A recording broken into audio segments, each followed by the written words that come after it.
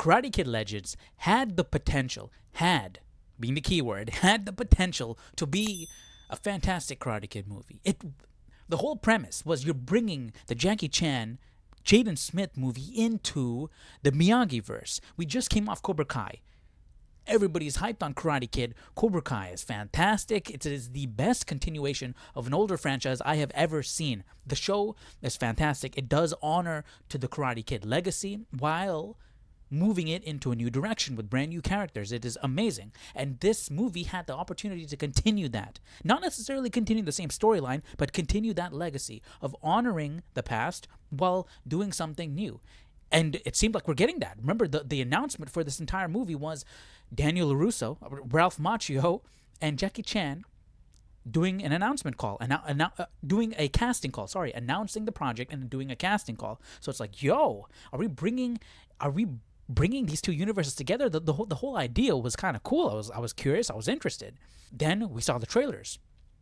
Trailers were really cool. 2 branches, 1 tree. That's literally what the Miyagi logo symbolizes. The 2 branches on the tree, but you got the 1 trunk. You had this Mr. Han Kung Fu and this Miyagi karate coming together to train this new karate student. It's like, yo, this karate kid is about to be the best karate kid we've ever seen.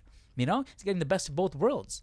But let me tell you what, dude, this movie fell flat on its face. The potential was there, dude. They had this deep lore. They took the first scene in this movie, they take it back to Karate Kid 2 with Mr. Miyagi explaining the origins of Miyagi-Do. And I mean, just the whole vibe. Takes me back to Cobra Kai. I'm like, yo, they're the first scene is Mr. Miyagi and young Daniel LaRusso. Yo, they're gonna honor the Cobra Kai, the Karate Kid legacy. This is about to be good, because I went in, the trailers were cool. I went in expecting this movie to be really cool, and I'm like, yo, this thing is starting off good. So if you guys don't remember the scene from Karate Kid 2, Mr. Miyagi explains the origins for Miyagi-Do. One of his ancestors goes over to China, comes back with the secrets to Miyagi-Do karate, and the rest is history. So what happened while he was over there in China, right? And so like you have that connection to China, Mr. Han, Kung Fu. So now you see the connection. You have these teachings from China coming over to Japan to form Miyagi karate, the Miyagi-Do way. And Mr. Han's in China teaching Kung Fu. He knew Mr. Miyagi, and so I mean, like, they had multiple strings attaching, and they could go into the lore. They could build this lore, and it was cool. You had the foundation there to create something special. And naturally, being a Karate Kid movie, there's a karate tournament, but this kid was taught Kung Fu in China by Mr. Han, so he needed to learn karate. So Mr. Han goes to his old friend Miyagi's house, where he's looking for Daniel LaRusso to come teach this kid karate. And so you're connecting these 2 worlds. You're connecting these 2 branches with this kid. And it was the idea is so cool. But that was like the last 20 minutes of the movie.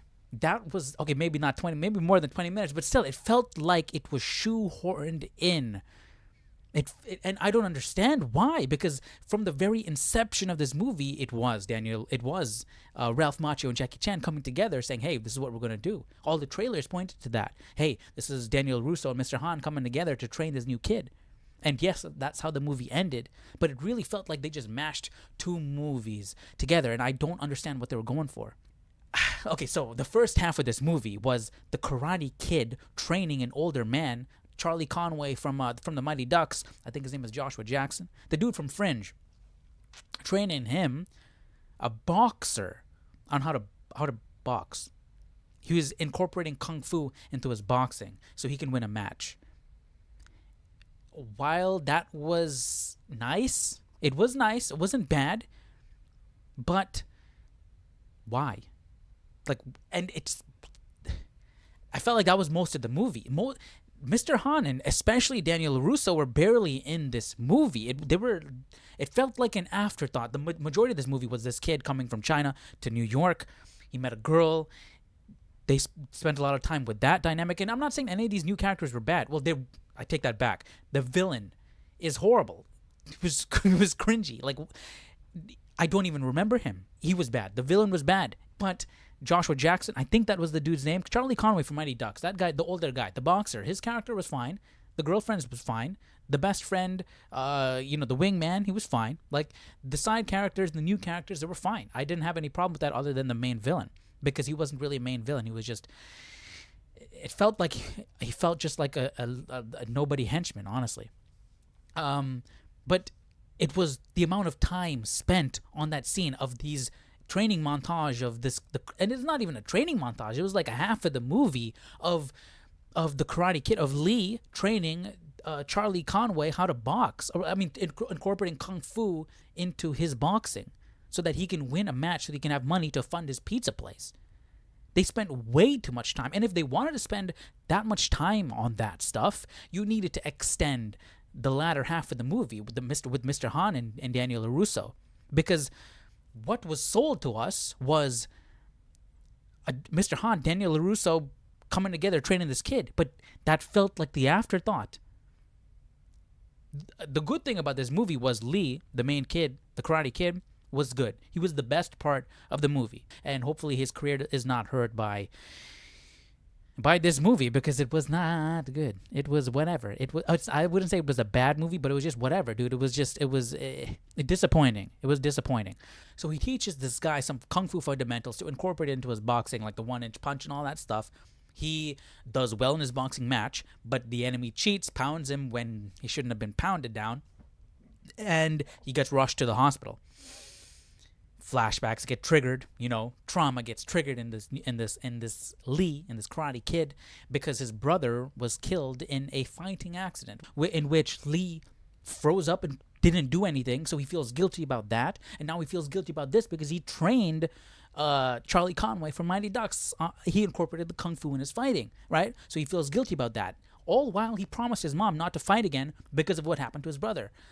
So he's just like, yo, dude, I promised not to fight, and like now I did, and this happened, and I might get this guy killed, and the girl that I like might lose her father, and like, dude, this is just a lot of weight.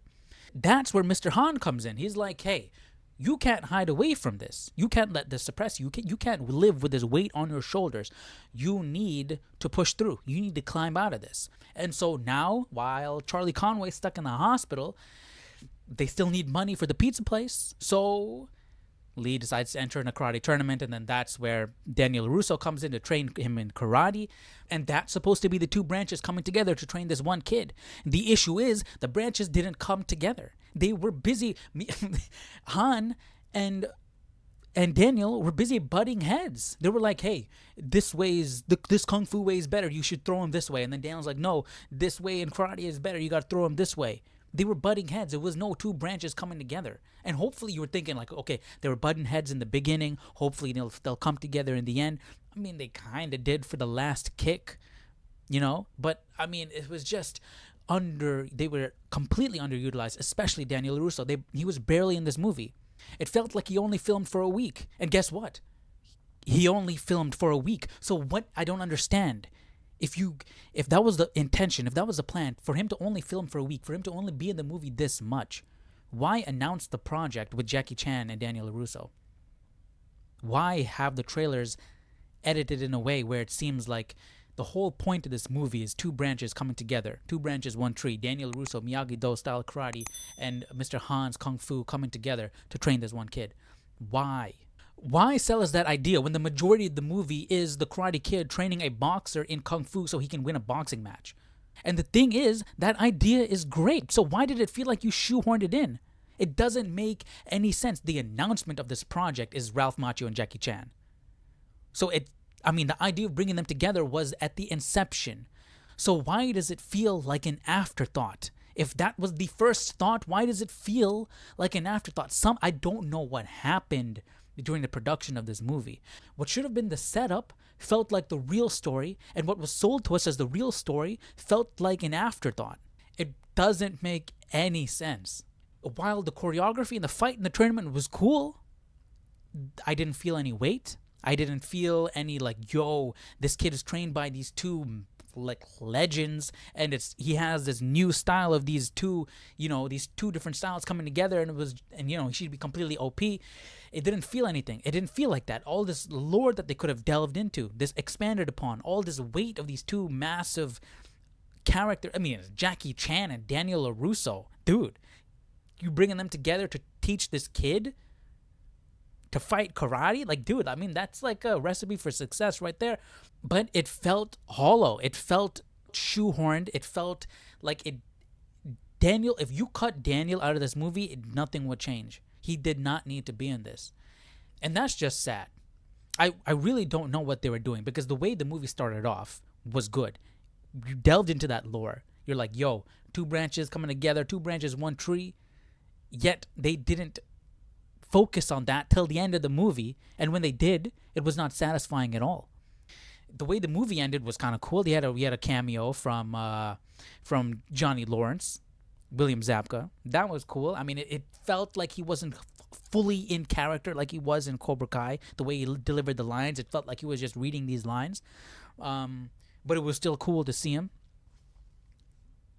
It was just a disappointment, dude. This movie was a disappointment because it could have been so much greater. But if you guys have seen it, let me know your thoughts down below in the comment section. Do you agree with me, or did you like the movie? Last I looked at it, it was sitting at a 55% on Rotten Tomato and a 6 out of 10 on IMDb. So people are like, yeah, dude, this is just mediocre. This is just like, it could have been so much more, man. I'm disappointed, completely disappointed. But let me know your thoughts down below in the comment section. What do you guys think about the movie if you've seen it? And I'll see you on the next video. Take care. Bye-bye.